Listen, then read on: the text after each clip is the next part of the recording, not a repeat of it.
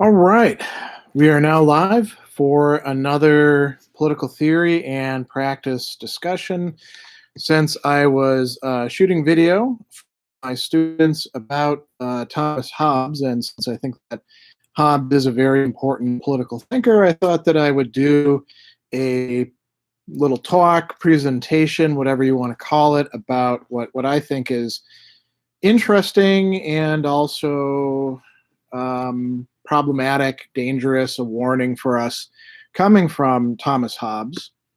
And then we'd open it up for some discussion.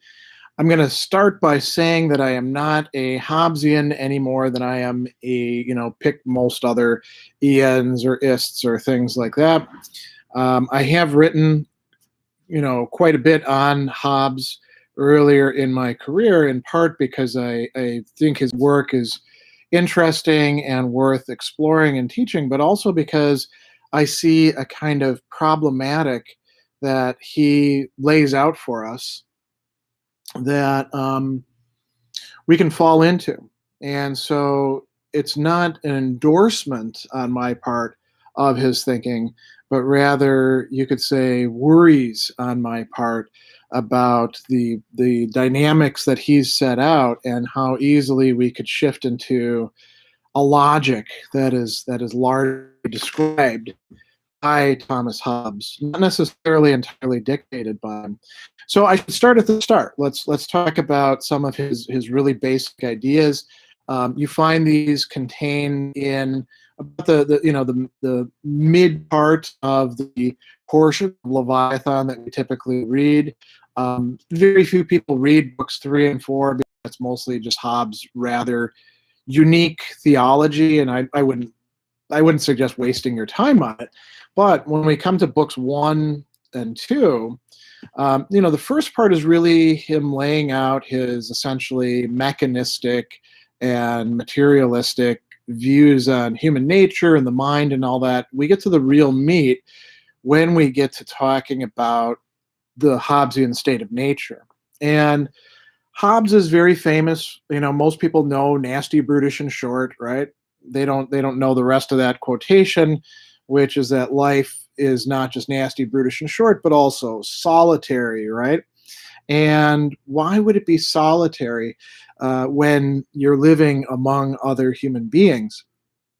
Because you can't rely on them. Although you can indeed predict them, but you can't rely on them to keep the peace and not engage in conflict with you. And this is a significant problematic. So there's the Hobbesian state of nature, which we'll come back to, which is, as he calls it, a state of war of all against all. And, it's debatable about whether he thinks that there really is such a state of nature. We'll talk about that in a moment. It's definitely a danger that he views on his part. Then there are what he calls the laws of nature. And the laws of nature, he devotes 2 different chapters to these. They're essentially moral norms, but they're moral norms that require some sort of backing in order to be binding upon human beings. And that backing comes from this figure who we call the sovereign, the authority. And Hobbes does say, well, you could have different kinds of sovereigns. Power could be diffused in some ways. You could have a democracy, but he doesn't really think that that's going to be effective. It's going to lead to the problematic of what we can call factionalization or social breakdown, and we'll come to that in a bit. That's his biggest fear. So the authority figure that he thinks that we need to put in place has, pretty extensive powers. He actually has a chapter devoted just to what he calls the rights of the sovereign. And we're going to see that these are quite extensive and lead to some aspects that we might find very troubling, particularly the one where the sovereign gets to decide what doctrines are fit to be taught as truths within the Commonwealth. So that's a significant issue.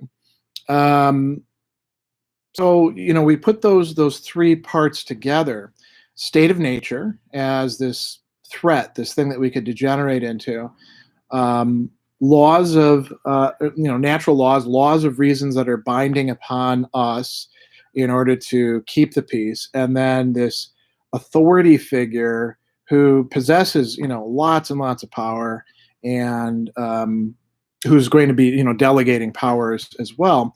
And we've got a pretty decent picture of the Hobbesian commonwealth, the Hobbesian solution to things. What I want to suggest is that regardless of what people claim to believe, there is a tendency to have things break down within societies where there's incredible ideological strife, and people may have legitimate beefs with each other, and then a whole bunch of illegitimate beefs, and then all these other things like vanity can play a role, or sort of strategic thinking can play a role. There's a great danger of falling into a Hobbesian situation where it really does look like we have a state of war, a state, a natural state that's a significant problem, and then there's a call for the sovereign to be, erected or step in or do something like that and take over. And remember too that Hobbesian sovereigns don't all have to result from a social contract. They can be sovereigns by acquisition, where some outside power comes in and takes over. Right? That's also a possibility. Or you could have just one faction manages to win out within a civil war, like what happened in England that drove Hobbes out of England into France. So we do see this sort of logic happening. And why did I bring this up in terms of political theory and application? I think that we're here in America, we're in a degenerating political situation, I would say. There are a lot of people within our society who are much less invested in the society remaining and perduring, and have these fantasies of being on their own and or taking over, things like that. And the problem is, once you've got enough people like that within a society from a Hobbesian perspective, unless you clamp down on them really hard, there's really not much you can do. And the rest of us wind up being kind of screwed in the process and being sucked into that logic. So let's talk about the state of nature then, right? And let me actually ask one of the people who's put a question here for some clarification. Prakar has a question that doesn't make sense to me. How does the Hobbesian state of nature affect the process of constituting? I don't know what the process of constituting is supposed to mean there. So you'd have to clarify that. Let's talk about the Hobbesian state of nature, though. So there are three main sources for conflict, Hobbes says, within this state of nature, which is kind of an abstract model that he's setting out. One of them is what he calls competition. Oh, okay. Prakar says constitution-making process. It doesn't affect the constitution-making process. So they're not connected. So within the Hobbesian state of nature, one of the main sources of, as Hobbes says, quarrel, right, or conflict, is what he calls competition. You've got stuff that I want. I've got stuff that you want. I will come and try to take it from you. You'll come and try to take it from me. So Hobbes says anybody who actually, invests their time and energy and mind into something is always at risk of having somebody else come along and take it away from them. It could be one guy. It could be several people lined up, temporarily to rob that person, to spoil them. And he says, listen, it can be, your property. It can be your freedom. You could be enslaved. It could be your life. Within this state of nature. And not only is nothing really safe, it's not safe because other people's desires will motivate them to come and take your stuff and to use deadly force or fraud or fear, whatever you're going to have in order to take it. And you're probably going to do that too, because as a rational agent, unconstrained by any sort of moral norms, you'd like to think that you're a good guy, but you're actually just as bad of a guy as everybody else. So you've got that. That's the first cause, right? That's already going to bring people into conflict. Here's where it gets more deadly. If I know that you are likely to attack me, then I should probably, this is the rational thing to do, attack you before you can attack me. not even to take your stuff, just to defend myself against yourself. Hobbes calls this anticipation, and he also calls this diffidence, right? That's a kind of funny word that we don't use anymore. And he says that, because of this, we try to overmaster other people. We try to control them. We try to manage them. We try to make sure that they're not going to constitute a threat to us. And at the same time, they're motivated by that same logic. So if I'm thinking, that guy over there is going to attack me, I better attack him first, he's also thinking that about me. And it can, iterate where it's like, I know that he's thinking he'd better attack me first, so I really better attack him first, right? So we've already got now a much more volatile process where now it's no longer just competition. Now it's thinking in terms of strategy. Then there's one other thing that introduces an additional wrinkle and makes conflict almost totally inevitable, which is what Hobbes calls vanity. All of us want to be valued, and we don't want to be valued at the rate that other people assign to us. We want to be valued at the rate that we feel that we deserve, whether we're reasonable about this or not. So, I'm a amateur musician. I play a couple different instruments, and I can sing halfway decently. Imagine I go to my friend Scott Terulli, who's a guitar professor at Berklee School of Music and who's been a band leader and has albums, and he's played with really important acts as a studio musician and a gigging musician. And I'm like, hey Scott, I want to play with you. And he's like, okay, Greg, that sounds good. And I'm like, okay, we're going to play the songs that I want to play because they're the ones that I actually know on the bass. And I start playing, and he's like, and he's a very, nice guy. So he'd be like, I think that you're kind of missing the beat, and you're not doing that well. Maybe we should put this off. I could view that as a sign of disvaluing. He's not treating me the way that I want to be treated, right? And it doesn't matter what he, the expert, thinks. It's me, this schmuck who, shouldn't actually think highly of himself, wants to be thought more highly of. And we can extend this to everything, right? Think about fields in which everybody, or not everybody, but basically obstinate, ignorant people think that they're experts. A great example of this is there's this astrophysicist, Katie Mack, who constantly gets guys, because it's always guys in this case, who want to, tell her about astrophysics and then quote Wikipedia articles at her. They don't deserve to be viewed in the same respect as she is, right? She's the expert. She actually does work in the field. These guys are just a bunch of slobs who, have looked at a few videos or something like that and want to be placed on the same level. We can see this in all sorts of manners of life, right? So when people don't get treated the way that they demand to be treated, this is vanity, then they are prone to conflict as well. So now we got three different causes all put together in this state of nature. Hobbes says that this is why it leads to a state of war and lives that are solitary, nasty, brutish, and short, right? And so, according to Hobbes, we need the sovereign, and that's why we need the social contract, and that's why we need to follow these laws of nature that we can figure out, and we need the sovereign to impose these laws of nature. So, where this gets dangerous is, when we ask ourselves, well, where is this state of nature? And so Hobbes says, rather implausibly, oh, the Native Americans, they're like this. It's not like that in other places because they've developed, commonwealths. And we know from history that this is just, bad ethnography. But so Hobbes says that's maybe the case.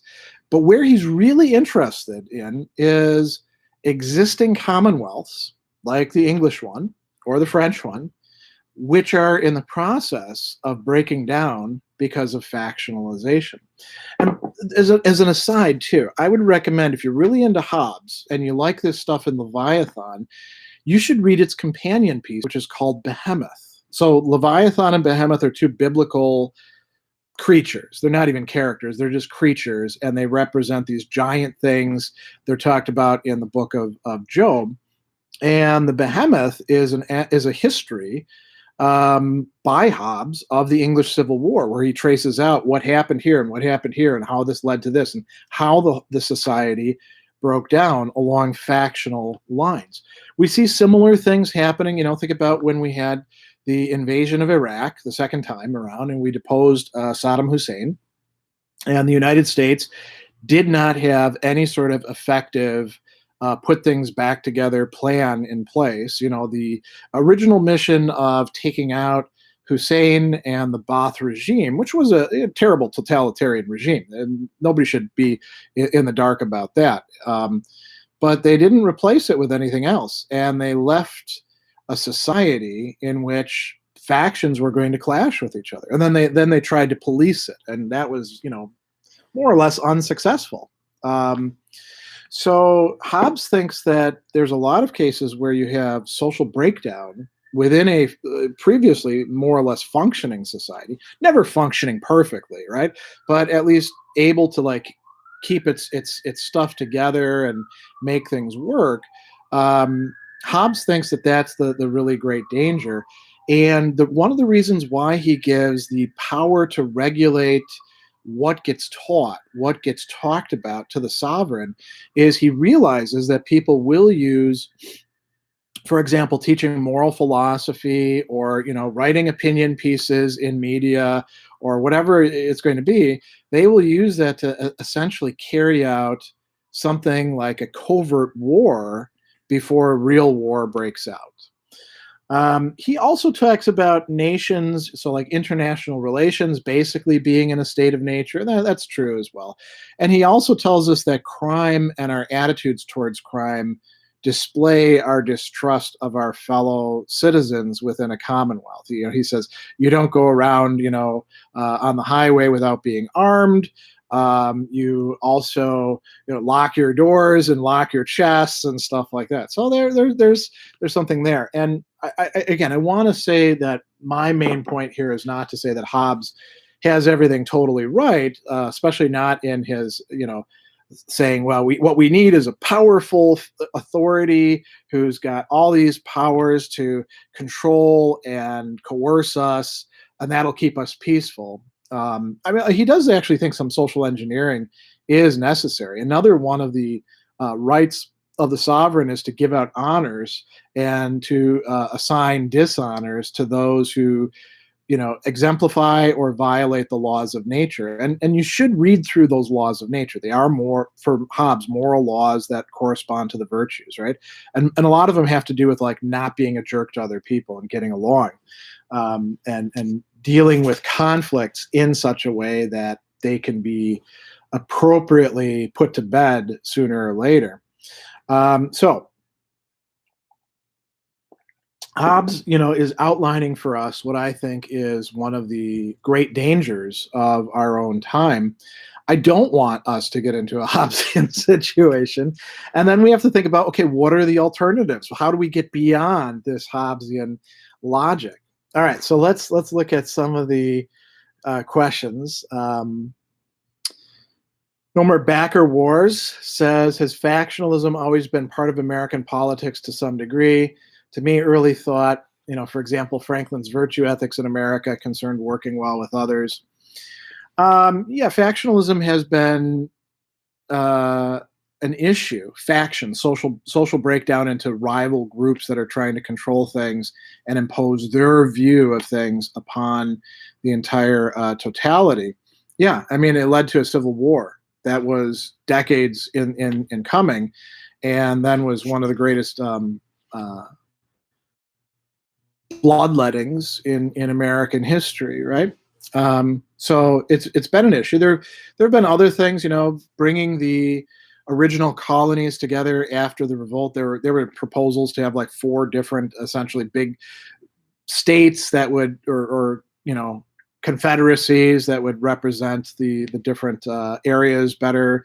Instead, they formed one giant government through a number of different compromises that paved over some of these ideological and moral splits, and eventually that led to all sorts of issues. I would say that another good example of this is, the New Deal was in significant respect a way to deal with the massive inequalities and inefficiencies of the American system of the time, which were not just a matter of like people being greedy or something. There were ideological justifications for these things, and the nation swung in a different way. I would say that we're in a time of considerable factionalization right now. A great example of this is the fact that even when the Democrats try to, because the Democrats are at this point in time being much more reasonable than the Republicans, not perfectly so, but quite a bit so. Even when they try to do things in the traditional political way, which is you make compromises, you can't get any votes, right? That's a terrible sign. That's a sign that we're in real trouble. And unfortunately, we have a two-party system instead of like a multi-party system. So if one goes bad, we're kind of screwed. Unless they come back from the brink somehow, I think that we're going to be in some serious problems. Now, Franklin's virtue ethics, right? He's an example of this. There were a lot of people who valued being able to come to terms with others who you don't fundamentally agree with, but you see some value in preserving the political and social system. This is sort of like traditional Americanism, right? You vote, an election's done, you suck it up, you wait until the next election before raising hell or something like that, right? That's traditionally the way things have been done. The last time that really didn't happen like that was, Civil War, right? Those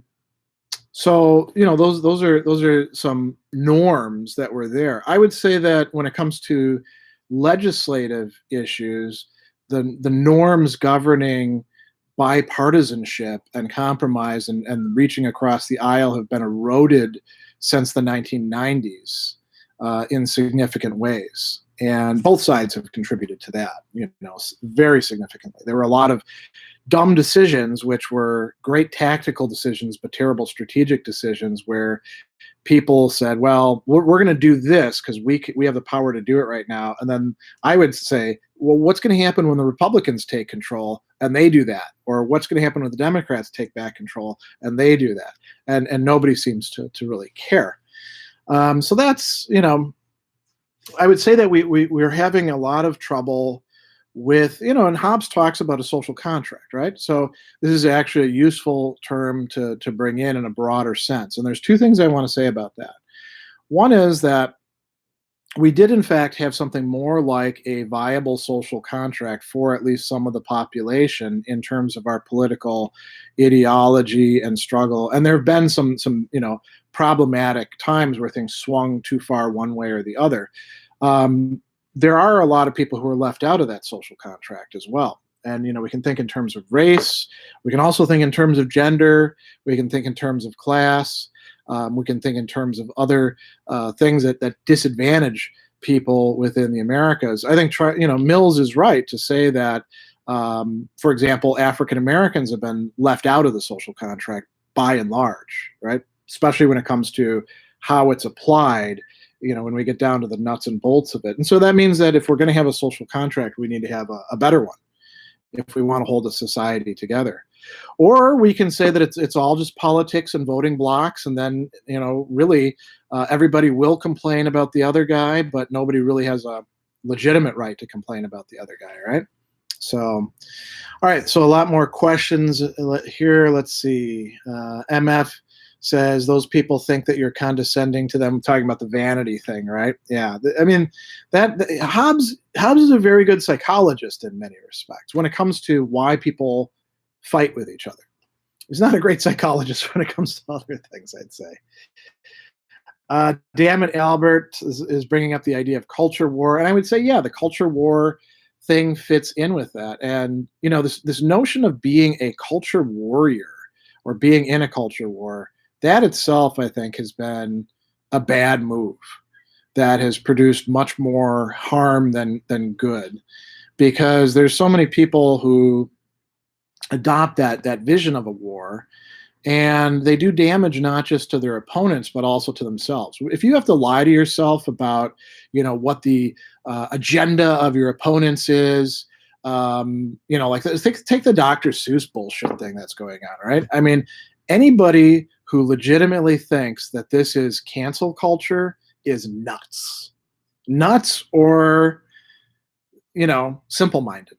And how do people get to the point where this could actually have legs and traction? Culture war, right? That's a real problem, because it's going to lead to more and more.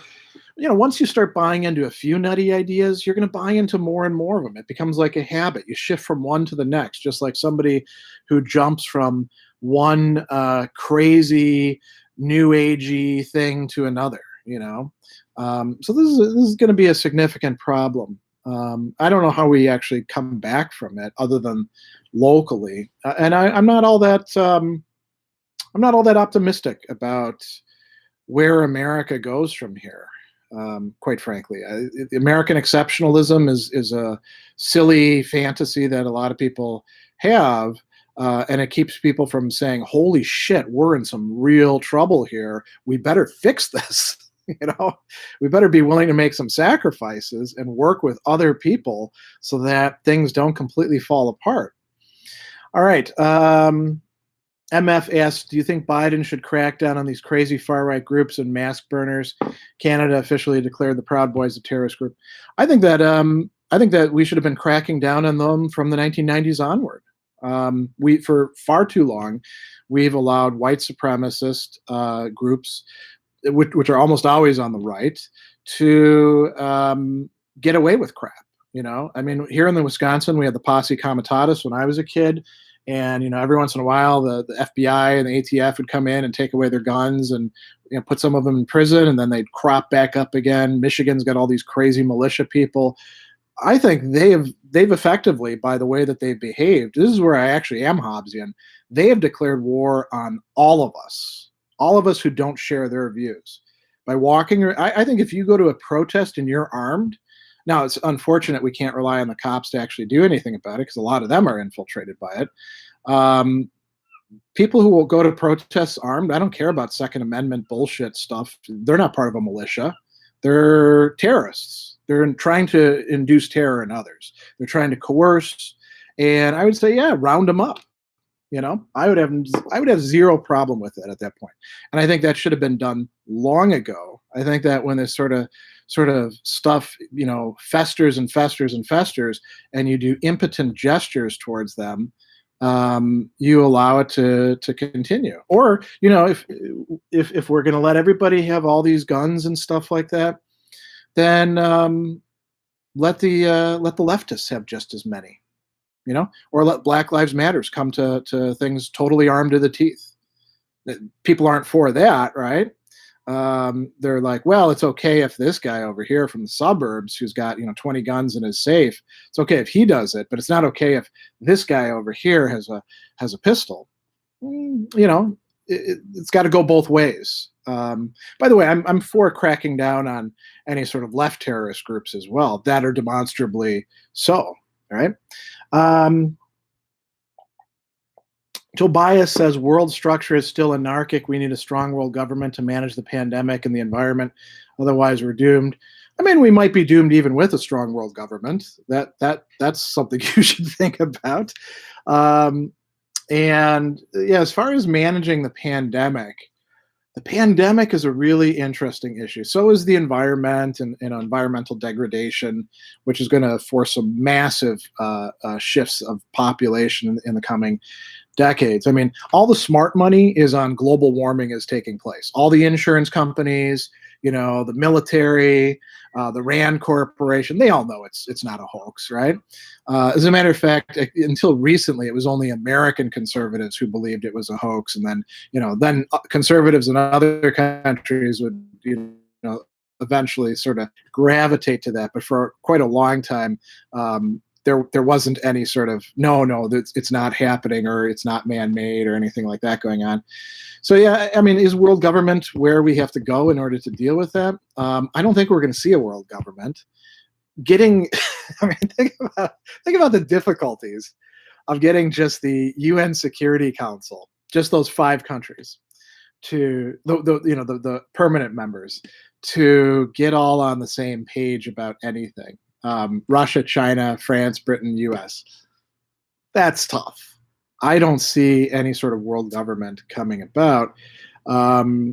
So maybe we need, better multilateral agreements. Maybe we do need a beefed up UN that can actually do things. I don't know. Those are good questions. I don't know that we want a Hobbesian sovereign to handle these things, right? All right, Damn it, Albert says people today seem to deal with caricatures and straw man versions of other people's opinions. Is this the result of social media bubbles or factionalization as tech led to us being less rational? So that's a great question. I would say that it's not quite, the causality is not quite so simple as well. Tech came in, and then, because there were, of course, tendencies towards that a lot of times in the past. Just think about if you've ever read anything by like the John Birch Society and their particular brand of nuttiness, and they could be quite influential in conservative circles, in the 60s, 70s, 80s, even into the 90s. And you think about some of the other things coming as well. It's not like conspiracy theories weren't around before that, but yeah, the technology, social media, and I would include not just social media, but also like this vast plethora of news/opinion sites that are out there as well, right? People read journals or newspapers or other media producers, and that's part of what gets shared on social media. So think about the Epoch Times, for example, right? It largely exists online, and people constantly share that stuff back and forth. And it may originally have had a decent start in calling attention to persecution of Falun Gong by the Chinese state, but it certainly morphed into something that's, I would say pretty noxious.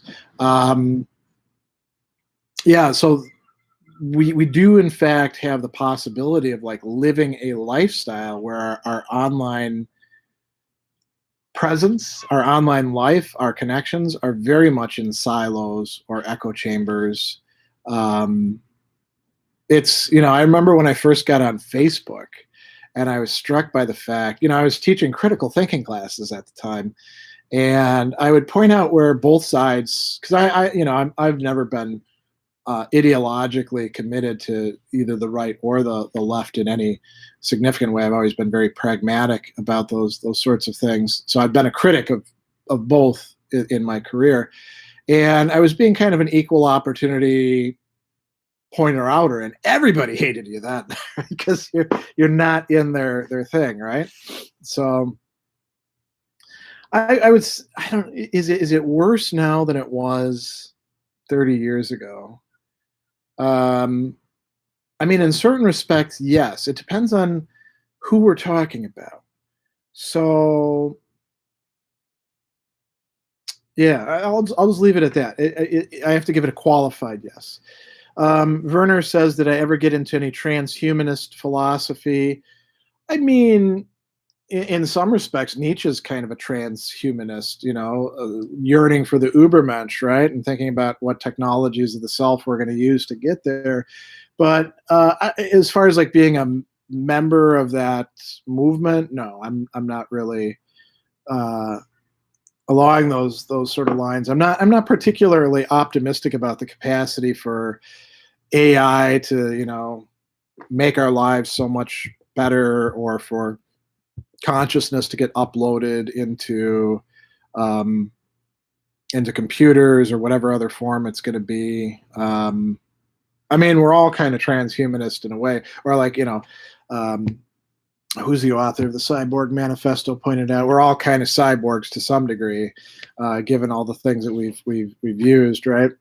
But no, I can't say I'm really that. Zeno says, whenever somebody mentions banning books, I think of Fahrenheit 451 in 1984. Well, you probably shouldn't, because those are sort of like limit cases, and you should probably think more about historical cases that are much closer to hand, rather than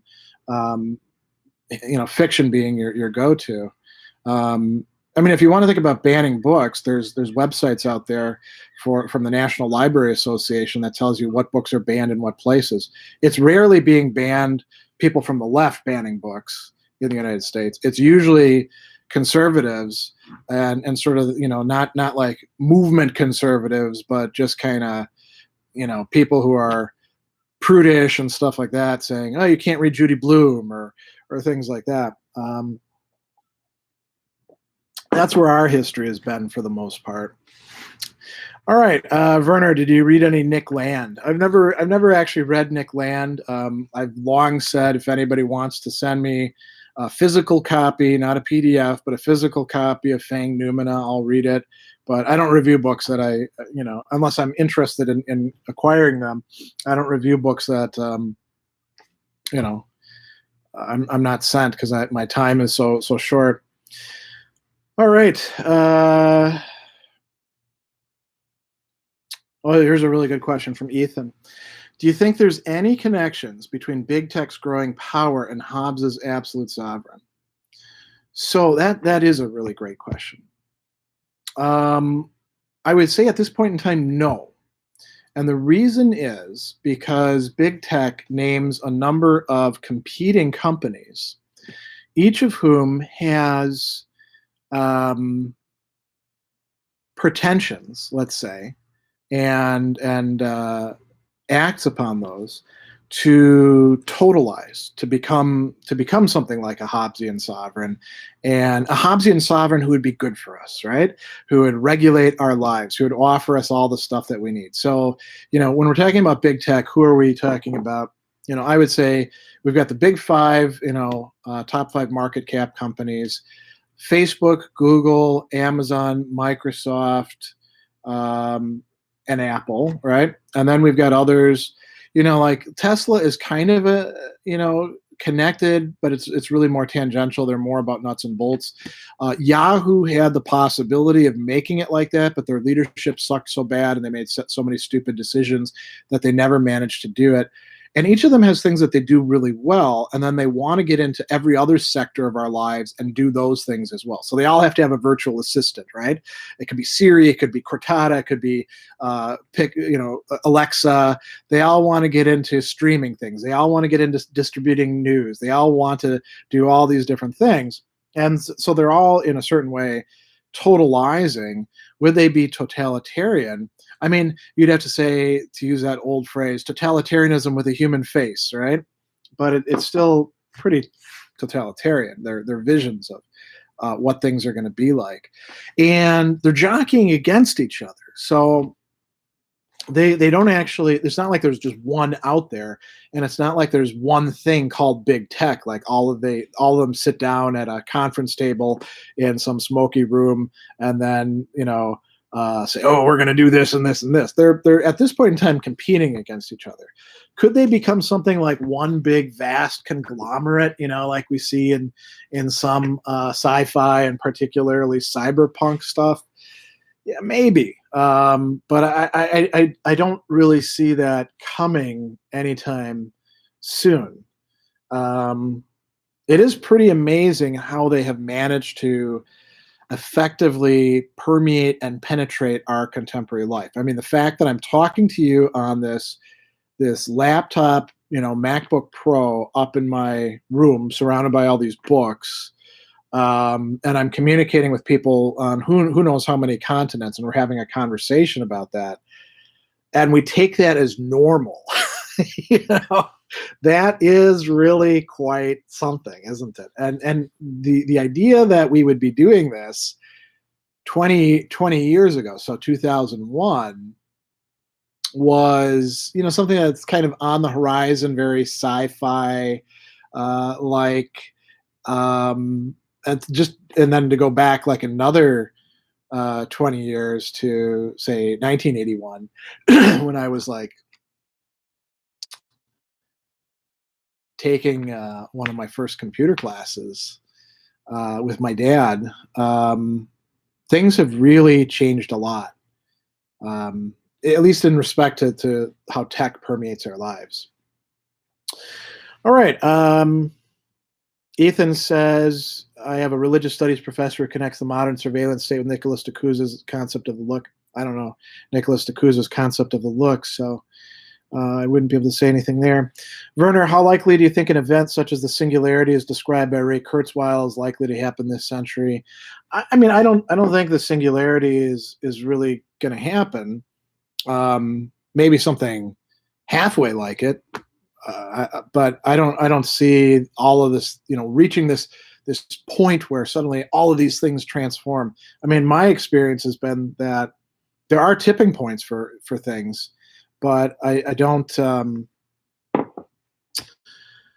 They're almost impossible to predict. So the idea that Ray Kurzweil got it right is pretty staggering for me.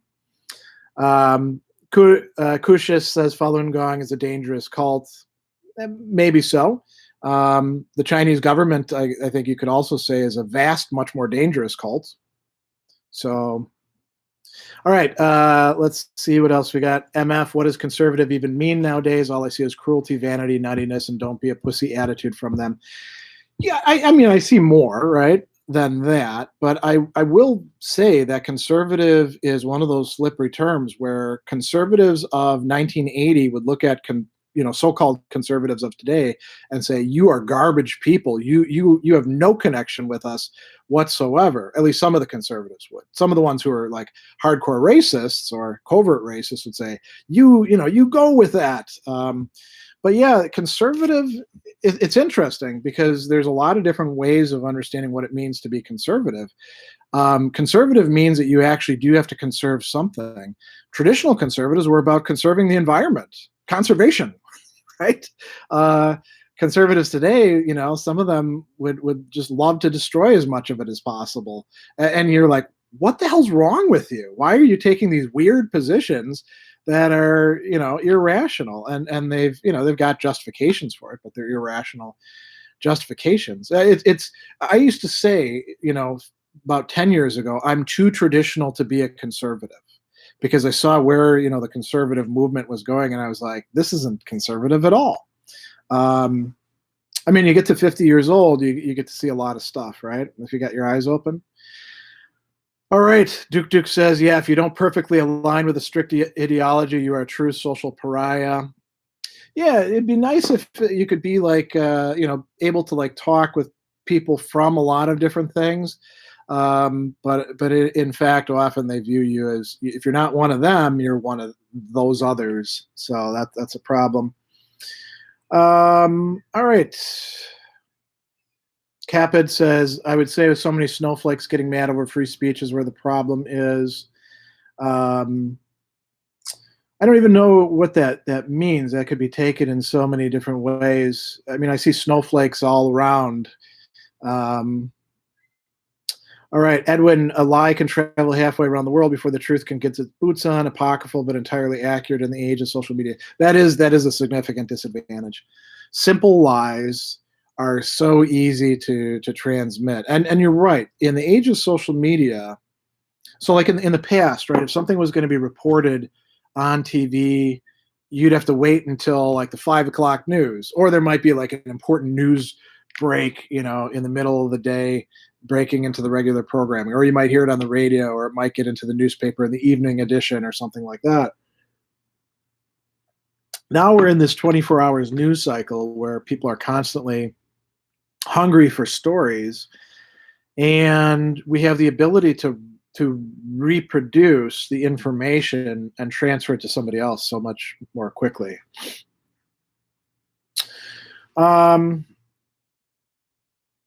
No more backer wars. I've noticed important thinkers or writers in the past, Hobbes, Edmund Spencer, Plato, had to be obsequious to ruling figures to get positions. Are there moral problems to this? Can we do it now? That's a good question. Yeah, I mean, anybody who gets reported as being like the so-and-so philosopher and they're associated with some political figure, I automatically think they're probably full of shit, right? Especially if they're from some Ivy League institution. Because the Ivy Leaguers aren't any better or smarter than the rest of us. They're just better connected. I mean, Hobbes is, so he's associated with the king. I don't know that he had to be obsequious to the king. Plato, you're thinking about Dionysus, the tyrant that he was connected with. Spencer, I don't know who is he having to kowtow to? I don't know. I mean, is it problematic to have a patron? I don't think so. It really depends on what the patron demands from you and what you want. I mean, in Hobbes's case, he published Leviathan, and the king wasn't happy with it. The king didn't want anything quite so radical as what Hobbes was proposing, right?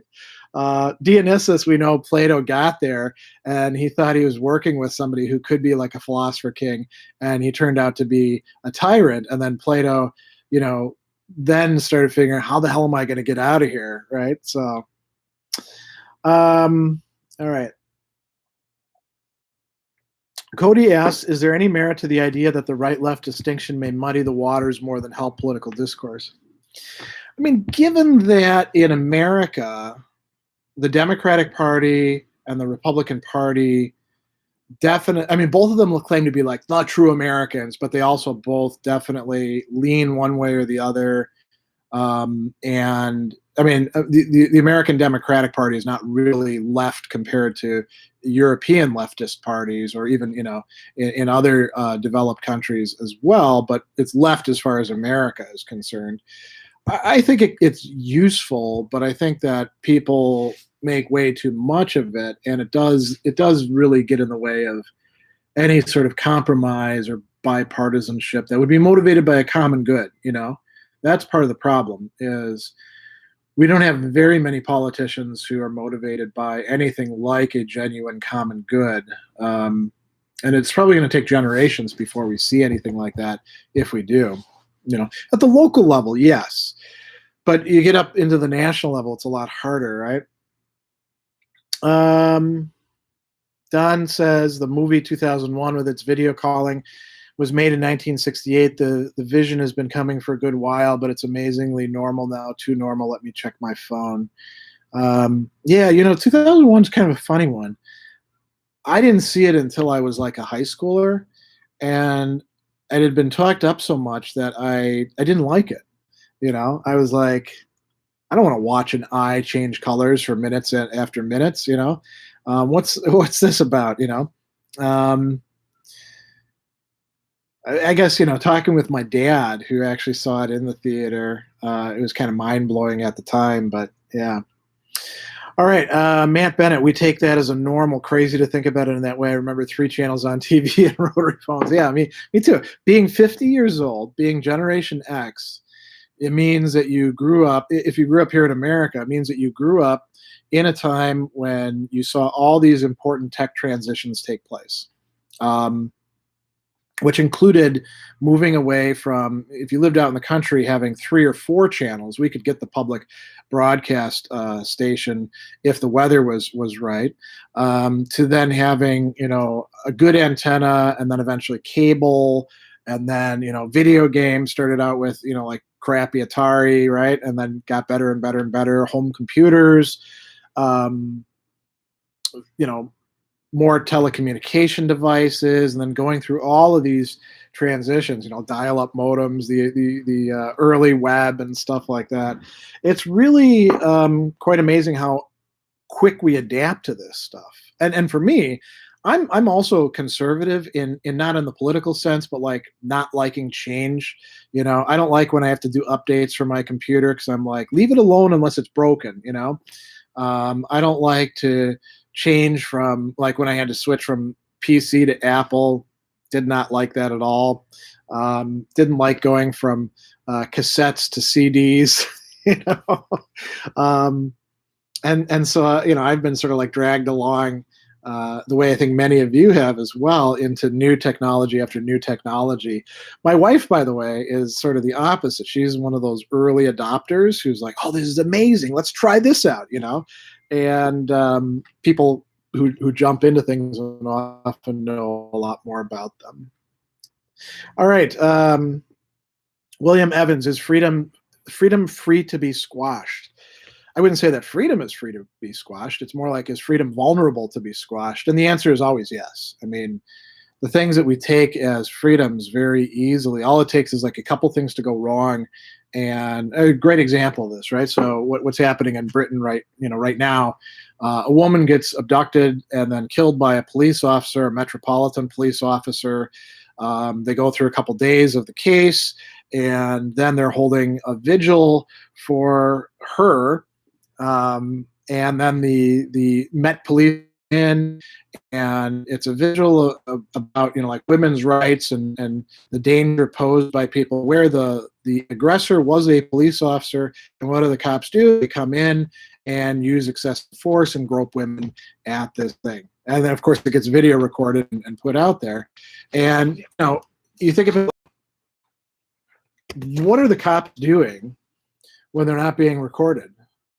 Or given that they do bad stuff even while they're being recorded and think that they've got complete impunity, what are all these other people who have that sort of power imbalance? What are they doing? I mean, a great example of this is if you think about sexual abuse, children, right? One of the things that I discovered when I was researching this way back when I was first starting teaching was the rates of reporting of abuse are about the same in every single profession where there's unsupervised interaction with children: social workers, police, teachers, clergy, medical professionals. Pick whoever you want, right?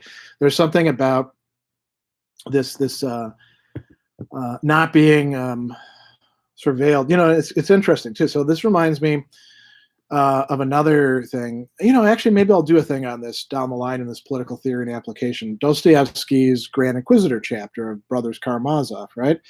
The central problem in that chapter that the Grand Inquisitor is talking about is freedom. Human freedom includes the freedom to screw up other people, to interfere with their freedom, to harm them, to victimize them.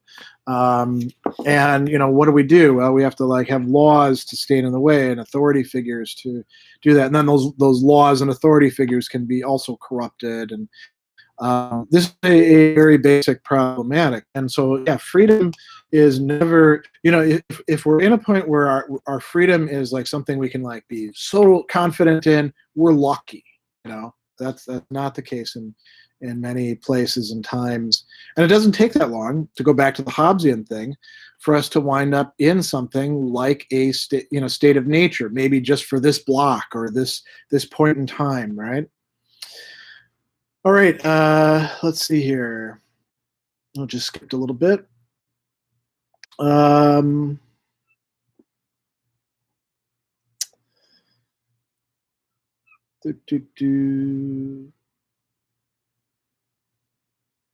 Donkey asks, was politics as crazily polarized ever in the past that I know of? Yeah, I've often said, because people like to say, the United States is sort of like the Roman Empire that's falling. I always say, read William Shirer's Decline and Fall of the French Third Republic, because if you read that book and you look at what was happening in the French political system of the time, it looks an awful lot like ours. We had right and left unable to work with each other, massive inequalities of wealth, a gridlocked political system. France had encircled Germany with all these alliances and spent tons and tons of money on military expenditures, which ended up being largely ineffective because they didn't have the guts to actually do what needed to be done when they could have crushed the Nazi regime early on. There's lots of places and times where factionalization leads to the rot from within. And it can sometimes take decades before something pushes it over. So yeah, I think there's lots of cases like that. Noxious Toxland, was young Dr. Sadler a bit of a hipster? I was never a hipster. Because for me, a hipster is somebody who's wearing the trucker wallet when they're not a trucker, or not connected with anybody who's a trucker, the people who brag about their, esoteric tastes and this and that. I always hated hipsters. And we had plenty of them in different places where I lived. They weren't Brooklyn hipsters, obviously, because I never lived in Brooklyn, but we had our own homegrown versions of them in all sorts of places. But no, I've never really been I've never really been a joiner, so I've always studied, if not philosophy, at least ideas, and that's going to make you kind of unpopular to begin with, especially if you want to apply them and experiment with them. But I guess it depends on what you think of as a hipster, right? Cody, we judge the maturity of a society by how well it adheres to serving the common good. At this point, much of the West is still in its adolescent phase. I mean, it might have been an adult that then got senile or something like that. And the common good would really need to be something that isn't just an ideal, but is something that can be lived out by all the members of the society, I'd say, Phaedo remains. Unlike political factions in the past, I see modern political factions are in some way much less defined by material interests, but rather abstract social identities that can be redefined ad hoc. I mean, why not both? I think that material interests, certainly when we talk, I mean, this is something where we can talk about both parties being rotten and corrupt. In this case, certainly the elite, the people who have tons and tons of money and enjoy a lot of social prestige and power and stuff like that. They're interested in preserving their material interests, aren't they? And there's a lot of other people that are motivated by it as well. I think you are right that if we looked at other societies and how they treat more or less ordinary people, and we really took that to heart, we would have things like a higher minimum wage. We would have universal health care. We would have a lot of things, better housing policies and things like that would serve ordinary people. It's amazing that, and you are right, it's amazing that here in America, I mean, this is something that the Brits, the Tories managed to do in Britain too, and other people have done in other places like the Labour Party in Australia, to convince people to go clearly against their own material interests in the name of freedom or something like that, or keeping the government out of my stuff. It's really quite a ideological bamboozle, I guess. I mean, on the part of the left, it's often much more in America that centrist Democrats get people who want things that would be more equitable to buy in and vote for them, and then they don't deliver. So yeah. All right.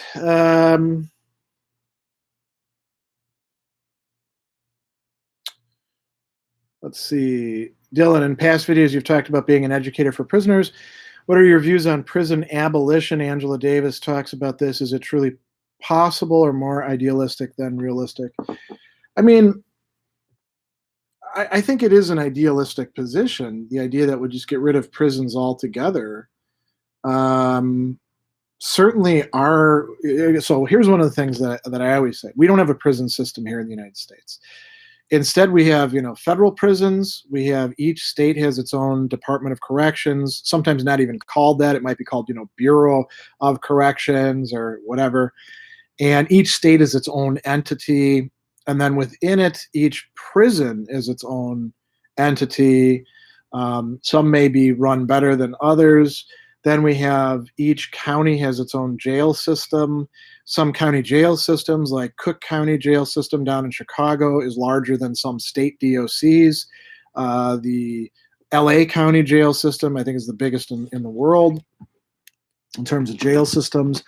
And each one is its own kind of animal. And there's so many things within this vast set of interlocking systems that have been done badly. And sometimes they're done badly because the desire is to be retributive towards prisoners and say they don't deserve anything.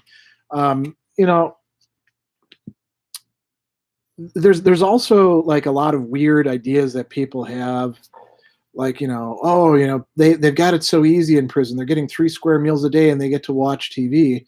And then when you look at the realities of this, the 3 square meals, like when I was teaching at Indiana State Prison before Aramark came in. Aramark is a catering company, and they do a lot of prison food systems. Before they came in, the state was spending something like 77 cents per day on each prisoner for 3 meals. So you can guess that it wasn't particularly nourishing or healthy, or in some cases even plentiful food. And then prisoners can buy their own food on what was called commissary there, is called canteen in other places, and they pay inflated prices for everything, including not just food, but they can buy a TV if they want to at way more than you would ever pay for a TV for that sort of thing. And guards love prisoners to have TV because it's one more thing they can take away from them, so that it can ensure compliance. And so there's all of these, attitudes from people on the outside. Like, when I was teaching in the prisons, my relatives would often get pissed off at me for doing so. And these would be relatives from Illinois, and we'd be together at like family stuff, and they'd be like, I can't believe that my kids have to pay for college. I have to pay for my kids' college, and these prisoners get to go to college for free. And I'd be like, you're not even in my state. Why do you give a shit? And then second, they're getting the same low-income grant that any other person in Indiana would, until, of course, they cut the grant, right? But all this sort of busybodiness, there's very few people I would say, in America, except for those who have people who are incarcerated or who got involved in it in some way, who see what the prisons are like. And everything that we're seeing is just a little window. It's not like the whole system.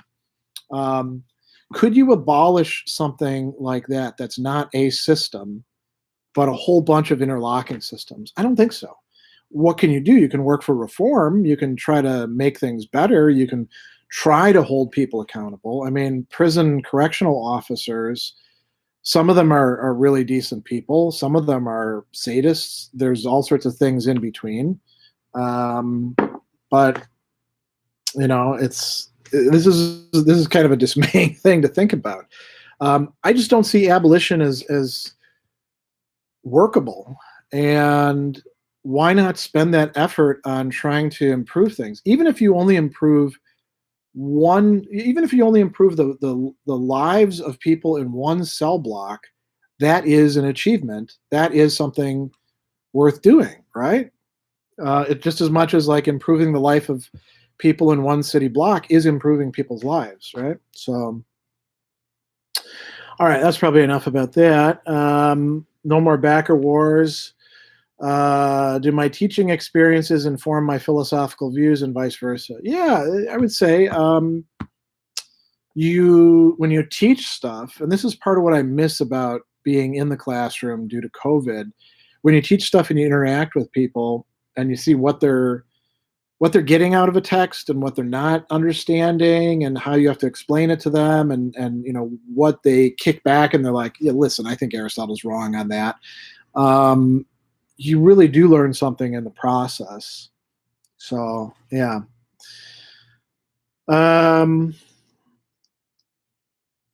Cody asked, what text would you recommend to those who suggest America is comparable to the Roman Empire? William Shirer, who's well known for his Rise and Fall of the Third Reich, which is a big, thick book. He wrote another big, thick book called The Decline and Fall of the French Third Republic, which is explaining why the French Third Republic fell to the Nazis so quickly. It wasn't that they were cowards or didn't fight or anything like that. It was the rot from within in the political system. Savage Dragon, how do you think humanity is adapting to the current fourth industrial revolution, big data, in regards to the influx of information the individual has to filter and synthesize to evaluate truth now? Well, if you're asking like, how do I think humans are adapting in terms of like doing good or bad, I'd say we're mostly doing pretty bad, aren't we? Right? Are they adapting? I mean, I think a lot of people have like just decided on, and this goes to the ideological thing and the echo chambers. A lot of people have just said, well, I'm only going to get my sources from over here because I want things to be, simpler, straightforward. I want a narrative that I can trust. and then they get their other news from the other sources filtered through those. So like you watch. So we could take Fox and MSNBC, right? Both have ideological bents, and you'll get your take on people from the other side from them, and it'll be really filtered. So I don't know. Are we really adapting? It's tough. We do have a vast flood of information. I suppose some people probably just specialize, and they're like, I only care about this thing over here, and that's a form of atomizing, as we call it, when we're thinking about like social theory, where each person just becomes their own little monad in respects. I mean, the idea of, are people more, here's a question I'll throw out there. Are the average person more of a consumer than they were in the past? Or is the capacity to like say things on social media, does that mean that you're still mostly a consumer, but you're also getting to be a producer in some respects? I don't know. That's a good question.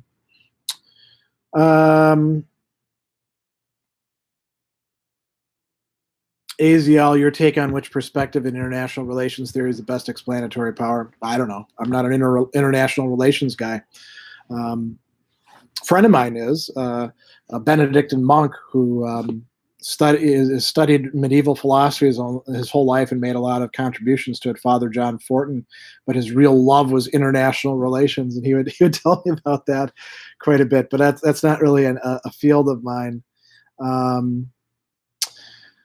All right, Fado remains. I know this isn't about Hobbes, but I'd like to know your thoughts on the end of McIntyre's After Virtue, how he claims we can be entering into the new dark ages, which are already upon us. I'd say that's still correct. I think that McIntyre is significantly right about the breakdown of moral concepts and language. I think that he's also quite correct about there isn't going to be a savior coming from the right or the left to fix things. And I think he's also right to focus on the need to identify the goods that are there for us, don't trust institutions, but realize that we still have to work within institutions and try to build whatever communities we can to continue things on without necessarily buying into the idea that because we've created this community, everything's going to be, great going forward. And we should also be very distrustful of ideological bases for those communities. We don't want a whole bunch of new Grand Inquisitors, I guess you could say. Dylan says, I saw in one of your videos you had a discussion about Nietzsche and what might be considered a modern-day Ubermensch. I was thinking today's athletes might meet those requirements. No, not at all. It's not just about physical prowess. And being an athlete in one respect doesn't mean that you're necessarily going to be useful for anything in any other respect. I mean, a lot of athletes are very hyper-specialized. Being an Ubermensch would be way more than just being a great physical specimen. You'd have to be brilliant and in many respects kind of ruthless. And so I'm not sure athletes exemplify that. All right, I think we may be at the end of we've sort of worn out this topic. I don't see any new questions, and I have a lot of work, unfortunately, that I've put off over the weekend. I have to do now to pay the piper, so to speak, in terms of course development and all that. I have a new class actually starting today, an intro to philosophy class with Milwaukee Area Technical College, and it's a compressed 8-week class. And I'll tell you this, a lot of students don't realize that 8-week classes are going to be, about twice as much stuff each week as a 15 to 16-week class. And so they start themselves off behind, and then they get behind, and it's really hard to catch up, But yeah, so people are saying thanks for the presentation. Yeah, I'm glad. These bits and pieces of political theory from the past can often be interesting. I think I will do something down the line on Dostoevsky's Grand Inquisitor chapter because it's often misunderstood. It's much more complex than what a lot of people present it as. But next month, I'm actually going to focus on Aristotle's discussion of slavery in Politics Book 1 and on all the interconnected issues with that. Rosti says he's got a question regarding science fiction. What's the connection between slipstream genre and postmodernism? I don't even know what slipstream genre is, and I doubt there's any connection to postmodernism as, one big movement thing. It's probably connected to some postmodern idea or author or something like that, but I don't know what slipstream genre is. So, all right, I'm going to say good night to some of you. Some of you started off by saying good evening, so you're probably in Europe or Africa or maybe even further around the world. Some of you may be the middle of the night for you. Some of you, this may be early afternoon, or if you're further west, still the morning. So I'm going to say bye, and I'll see you next time.